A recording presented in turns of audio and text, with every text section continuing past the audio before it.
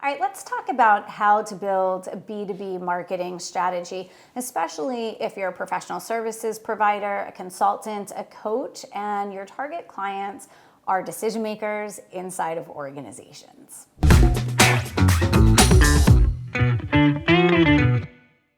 So let's say you are that small business owner, that change agent that is working with organizations, whether mid-market companies, large corporates, nonprofits, higher education, you name it. Your marketing strategy has to look a lot different than a marketing strategy that's built for the B2C world. And that also means that 99% of the strategies that you see all over Instagram and Facebook and everywhere else are really not designed for you. Because when you're a small business owner and you're working with organizations, that means that you are dealing with a target market where the decision maker is not spending their own money, they are spending their employer's money. They're not making impulse purchases. You can't create urgency from the outside, and more than all of that, you have to make sure that you are creating a high trust, high integrity experience from start to finish, because you're not only marketing what you do, you're not only selling what you do, you have to be that trusted expert inside the organization, working with that decision maker to create transformational change for that organization. I hate to say it, but there are a lot of strategies that are used online today that create false senses of urgency. They leverage things like NLP and other tactics to create that impulse purchase. That is the exact opposite of what you are doing as a high trust change agent with organizations. So none of that's going to work for you. You have to build a very different kind of a strategy.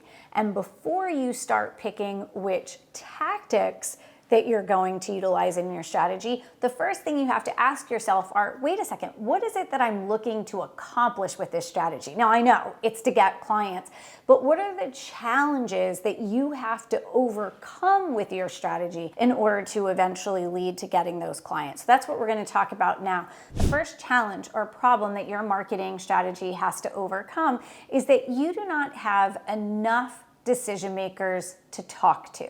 And notice I'm saying to talk to, because in your business, the cash flow, the opportunity for transformation in their organization is only going to happen after a conversation. That's how a deal is going to get done. They're not going to your website, clicking on something and buying it for $97. So the question is, do you have enough decision makers to talk to?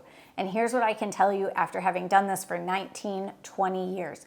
You don't, and the amount of decision makers that you need to be in front of is about 1,000-fold more than you're in front of right now. Not 10 times more, not 20 times more, 1,000-fold more.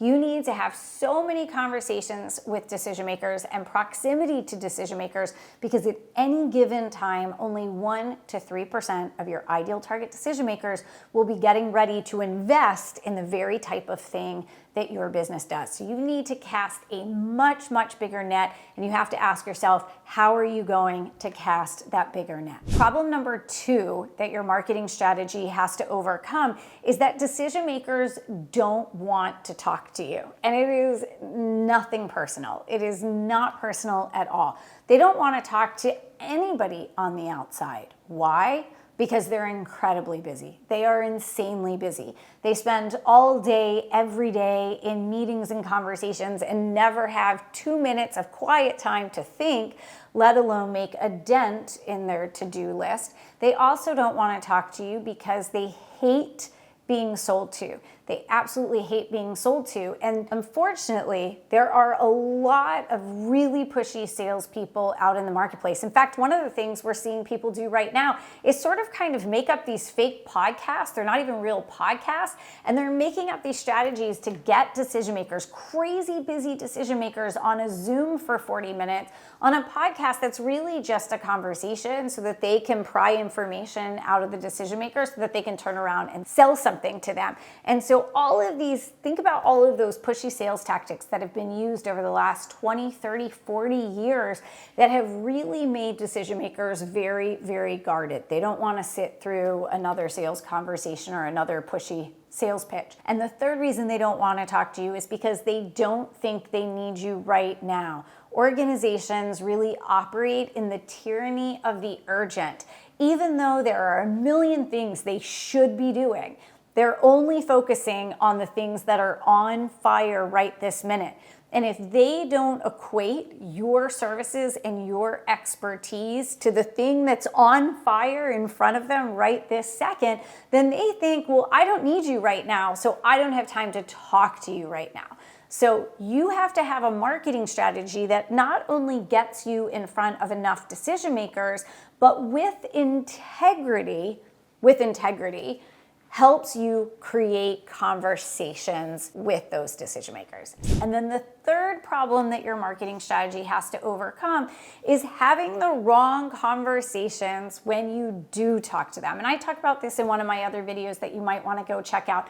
But the thing is that decision makers really aren't trained how to buy services and expertise from consultants, coaches, trainers, professional services providers on the outside. And so oftentimes what happens is that the small business owner, the coach, the service provider, the consultant doesn't really know what conversations they should be having with the decision maker. So they just kind of start, you've all seen this, right? It's that poke, the bear with the stick, see if you can't poke around and find a pain point. So some people will start with a discovery conversation. I can tell you right now that is not the answer. We teach our Bold House clients the 5-part structure for having conversations with decision makers. And you should never, ever start with discovery. Ever. Never. But that's one of the things that people will do. Another thing is that decision makers will try to do discovery with you. They'll kind of poke you with a stick, just kind of asking you questions to see if they can't better understand what you do and see if they can't figure out maybe how you could help them. And essentially it's somebody blindfolded with someone else blindfolded and everyone else, trying to find their way through a maze.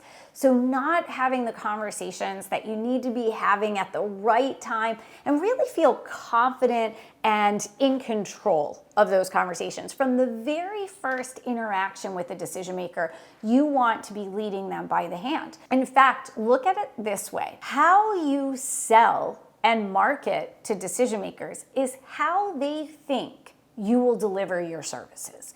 So however you're showing up in marketing, however you're showing up in sales, they're equating that experience to how they think you will show up and be when they hire you. So it's so critically important that all the way through, you are demonstrating how you work with your clients and that the experience of your marketing, the experience of your sales process is completely in alignment with the energy and experience of how you deliver services to organizations. So before you start putting that strategy together, write down on the piece of paper, how am I going to have enough decision makers to talk to? How am I going with integrity to engineer conversations with decision makers? And how am I going to make sure that I'm always having the right conversation with the decision maker when I get that opportunity? Because let me tell you, if you do everything right in marketing and you do everything to get to that conversation with the decision maker, and then once you're there, you don't nail that conversation, you don't have the conversation the way you need to convert that into a paying opportunity, then everything else that you did all along that continuum was for nothing. All right, there's so much more I want to share with you about this, and for that, I have 2 different resources. The first is that I put together for you a free quick start guide on how to build a $1 million boutique services firm. And this is not overnight, how do you do this? This is truly the path to how you build a sustainable, profitable services firm when you're a coach, consultant, or other type of expert working with organizations. And for that, you can head to wincorporateclients.com and get that free quick start guide there. But there's also another video I really want you to go watch. It's called How to Get Your First B2B Client. And in that video, I walk you through specific steps that you can take to start proactively landing the very types of clients that you envision yourself working with. And I've dropped the link to that in the description right below.